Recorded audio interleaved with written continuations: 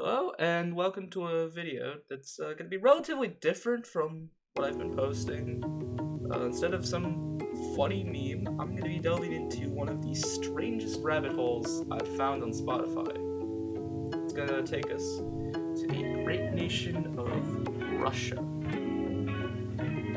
So, sit back and enjoy whatever the hell we're about to look at.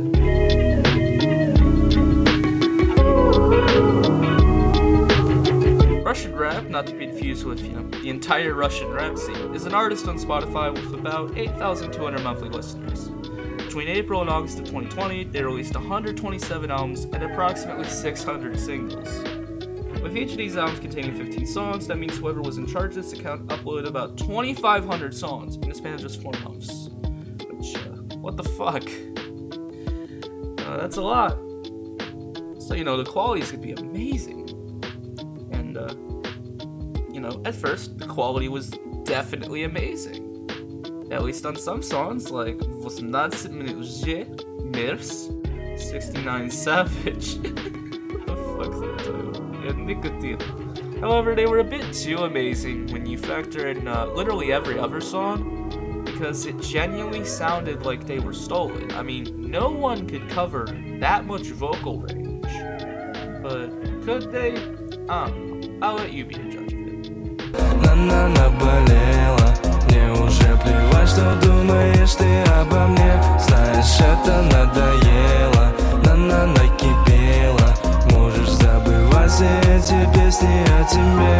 Всех соседей, мой лучший друг в угаре от того, что было спето. Мой лучший друг в угаре, это дым не от сигареты. 69 Mitsubishi Outlander валит 150. В баре накатали мы километраж. Я хотел закусить и забыть обо всем. Оказалось, мой друг супергерой. After about a month of releasing, possibly stolen songs and whatever scraps they had lying around, they started churning out instrumentals. Eventually, these instrumentals reached a pocket where they would just be a minute or less of something that's very lo-fi and compressed, almost like, something you'd hear on like a hold line when you're trying to call a company asking for a refund or whatever the fuck. The cover art they'd use on Spotify was, usually a stock photo, and 90% of the time, that stock photo would just be like a hot woman. So, people would just be scrolling on Spotify trying to find something, and, clickbait title McGee shows up with, woman with big booba on the cover, and you're like, damn, I want to fuck that woman. Maybe if I listen to that song, I will have sex with her. I will fuck that woman. And then you just get a song that sounds like this.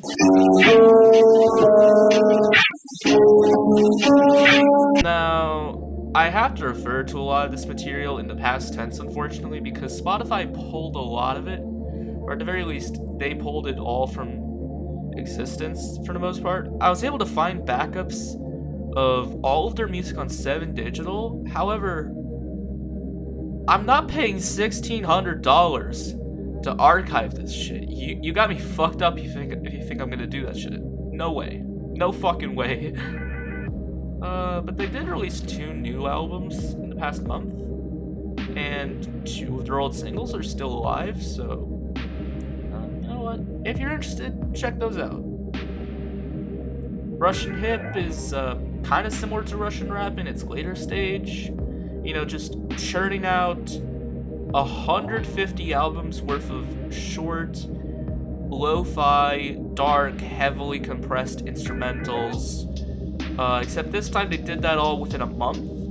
Now I can't pull up the number of tracks because they didn't have a consistent format for their albums as far as track length.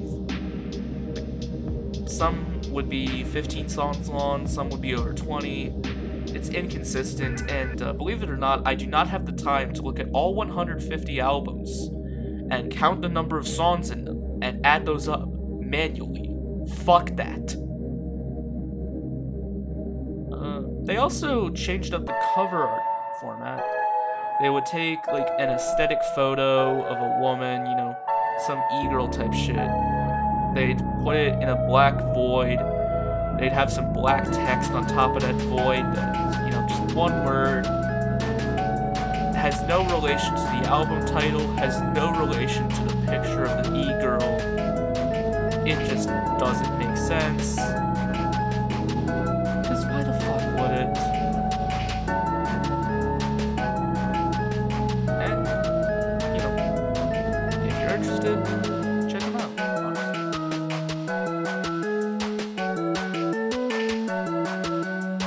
Now, Niall didn't get the memo when it came to naming formats. So, you know, you got Russian rap, you got Russian hit, you got Niall. Niall started off in April 2021 and is still releasing music to this day. However, he only has 92 albums, 15 singles, which doesn't sound like a lot. Until you realize that all 92 of those albums have 50 songs each, so that is 4,615 songs. And these songs are like 3 to 4 minutes long, usually.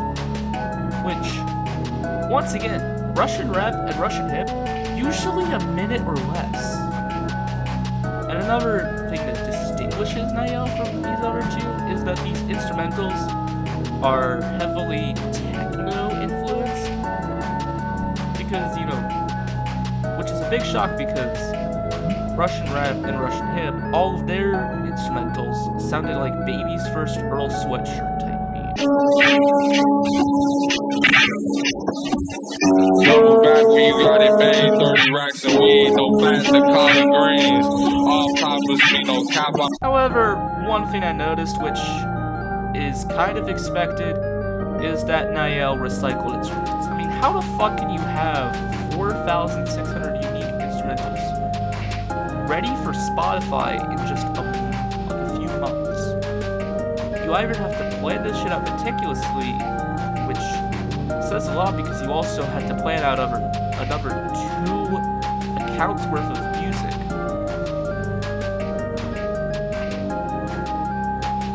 But then also like have a consistent release format for them, and you just can't do that shit. It's fucking impossible. So it is expected that he would recycle songs.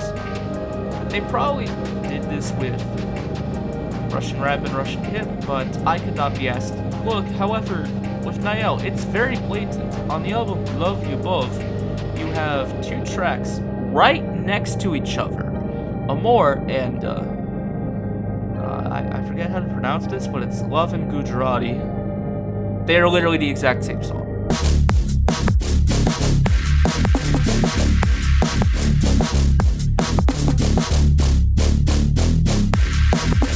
Another thing that ties them...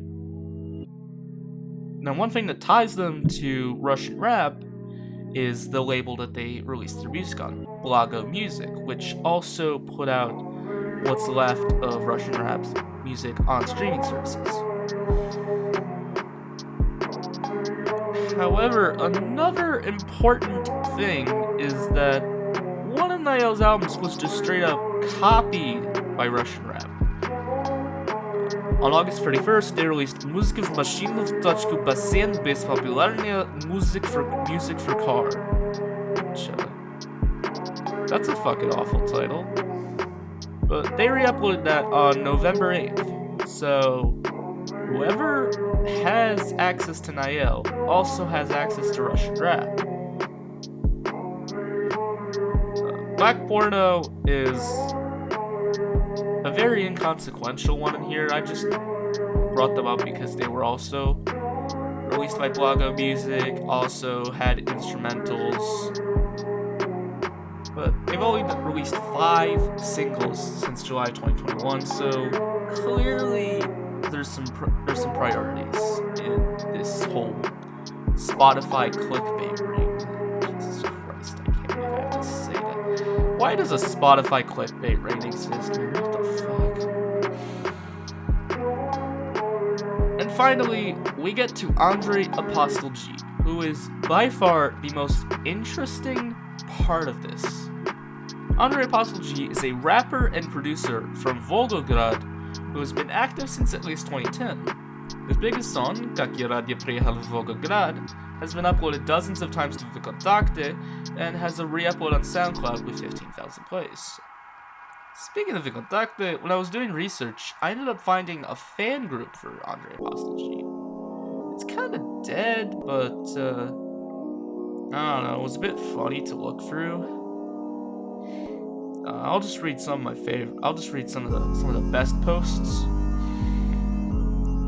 This is the part where me speaking Russian is going to fall off heavily. I can kind of do it, but I cannot do it this well.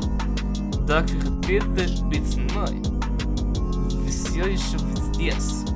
Yo, I don't think either of us are allowed to say that word. Это крутая тема. У Апостола микстейп идет? Frowny face. Я думал и бом. Ну ладно. Smiley face. Этот микстейпом вынесет мозг. А сейчас у него микстейпа или альбома? Очень надеюсь, послушаем здесь. Апостол делается лиц. Его пиздатый фристайл. Респект за трек, как я рад. Единственный рэпчик про мой бывший город, родной город, который не считаю говновол рэпом. Есть Smoketown. Then it just kind of devolved to everyone plugging their VKontakte clubs. Shut up. Okay. Kind of just falls off. It gets a bit more active in 2012, but who cares?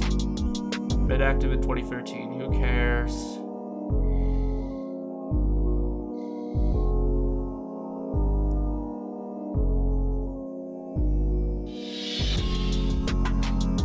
This is one from 2015. Давай треков нам, я все будет most wanted. What the fuck? That's the N-word again. This is one from 2017. Кто-нибудь знает Андрея, то ведите с ним. Говорите его вернуть в эту культуру. Даже сейчас многие треки, записанные несколько лет назад, остаются актуальными. А минусы и них качество всяких похвал. Я верю, если он будет настойчив, он способен стать известным и найти больше поклонников. Слушатели по стране. П.С. Минусы просто разрыв. Знал бы от них регресс, Апостол G уже был его битманьем. Callan начал кусать пилотки. There's also a reply here with one like from 2018. Blasya on. What's with white people in Russia and saying the N-word? Jesus Christ! Эти минусы спиздил открой глаза. And after that, it falls off once again, but it does come back in 2021 with a few reposts, but we'll get to those in a minute. So, why the fuck am I bringing up Andrei Apostle G? Well, Как я рад я приехал в Volgograd was released by Russian Rap with Andrei listed as a featured artist, which... interesting. They also had another song called Как я рад я приехал в Volgograd, which had his a cappella and put it over a different instrumental. Clearly, whoever is in charge of Russian Rap has access to the master tracks of Andrei Apostle G. And we already know he self-produced that beat. So he's clearly capable of his own production, and also the production of others. Which leads into something that's not exactly confirmed, but it's my personal theory. Andrei Apostle G is Russian Rap. Andrei Apostle G is Niall. Andrei Apostle G is black porno. I mean, it makes sense, you know, someone just taking a bunch of their old instrumentals they made in the early 2010s when they were at the height of their career in order to make residual checks off Spotify. Shit, I'd do it. I'd do it if I was in that position. You know, I'd get the bag like that. I mean, the fact that he's putting out clickbait on Spotify? I can't believe that shit I can't believe that Spotify clickbait's become a thing now. But whatever, man. Get the bag. One last thing about Andre Apostle G is that he's making a comeback under the name Andre Jr. He released several singles in 2021 and has completely switched up his sound to be more trap-oriented. Which, he's doing that really well. Like, you can, like, if I didn't know about the whole Andre Apostle G thing, I'd assume he was, like, a whole-ass newcomer. I wouldn't have known that he's been in the game for, like, a decade by this point. Originally, I was going to put this on, like, a completely separate segment just because I thought, you know, they might not be the same person. I mean, I found Andre Jr. through an Apostle G fan club on VK, but Andre Jr. says he's from Moscow, and there's no way Apostle G would stop flexing how hard, you know, stop flexing every goddamn minute that he's from Volgograd. So, what's the deal with that? Well, I went to the Andre Jr. fan club on VK, which entirely comprised of reposts from an account named Andre Freshman, whose bio simply says, I am Apostle G. I can confirm that this is at least somewhat of an official account because I found an account on Spotify called Andre Jr. Freshman, which clearly had access to his music in advance as they were able to post slowed and reverb versions of these songs several months in advance before their release. Although the account's also dead, so hope you get back into IG, buddy. If I'm being honest, I hope Andre Jr. is able to go far with this. Because I fuck with this sound. I fuck with this. I also fuck with Apostle G, but I fuck with this a bit harder, not gonna lie. Well, I hope you, you know, check him out. I think it might be worth it. And that's the end of today's video. I know this is vastly different from the usual content I put out, but I really wanted to do something like this. Like, this is something that I've had, like, in the back of my head for about a month now. And I just wanted to, you know, put the pen to paper. If you enjoyed what you saw, be sure to like and subscribe. Helps me out. Lets me know if I should transition to doing more content like this instead of just the occasional not funny shit post. But, you know, thank you and have a good day.